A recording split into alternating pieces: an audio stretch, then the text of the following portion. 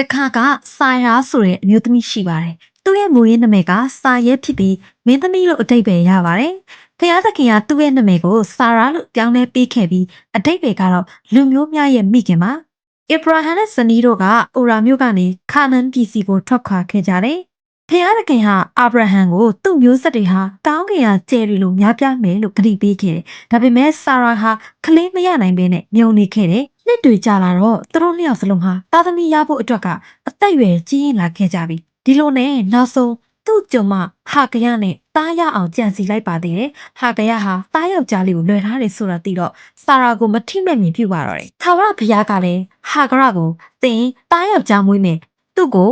အရှိမေလာလို့မှတ်ရမယ်သူဟာလူရင်းဖြစ်လိမ့်မယ်ပြီးတော့လူတွေကိုရန်ပြုတ်မယ်သူ့ကိုလည်းရန်ဘတ်ပြုတ်လိမ့်မယ်ပြီးတော့သူ့ရဲ့အမျိုးဟာမရေတွက်နိုင်အောင်များပြားလိမ့်မယ်ဆိုပြီးပြောလိုက်ပါတယ်အဲ့ဒီနောက်ထာဝရဘုရားကိုယ်တိုင်အာဗြဟံနဲ့ဇနီးမောင်နှံစီကိုအလဲလာပြီးတော့အာဗြဟံကိုလာမယ့်နှစ်ဒီလိုချိန်ကြရင်ဆာရာသားယောက်ျားလေးမွေးဖွားလိမ့်မယ်လို့ပြောခဲ့တဲအိမ်နောက်မှာနားထောင်နေတဲ့အသက်60နှစ်ရှိပြီဖြစ်တဲ့ဆာရာကဒီစကားကိုကြားတော့တိတ်တိတ်လေးရှိမောလိုက်တယ်ဒီလိုအသက်ကြီးအချိန်ကြမှာကလေးရနိုင်ပါမလားပေါ့ထာဝရဘုရားဟာဆာရာဘာလို့ရည်တာလဲထာဝရဘုရားအတွက်မတက်နိုင်တဲ့အရာရှိသလားကတိထားတဲ့အတိုင်းလာမယ့်နှစ်ဒီလိုချိန်မှာဆာရာဟာသားတယောက်မွေးဖွားလိမ့်မယ်လို့ထပ်ပြောခဲ့နောက်ဆုံးမှာတော့ဖျားသခင်ရဲ့ဂတိတိုင်းဆာရာဟာသားဣဆက်ကိုမွေးဖွားခဲ့တယ်ဟီဘရူးလိုရီမောချင်းလို့အဓိပ္ပာယ်ရပါတယ်ဖျားသခင်အတွက်မစွမ်းဆောင်နိုင်တဲ့အရာဘယ်ရာမှမရှိပါဘူးဆာရာဟာပထမမှာတန်လျက်ရှိခဲ့ပေမဲ့နောက်ဆုံးမှာတော့ဂတိတော်ပေးတဲ့သူဟာသစ္စာရှိရဲဆိုတာကိုယုံကြည်ခဲ့တဲ့အတွက်ကလေးရခဲ့တယ်ကျမတို့အသက်တာမှာလည်းဘလောက်ပဲမျှော်လင့်ချက်မိနေပါစေ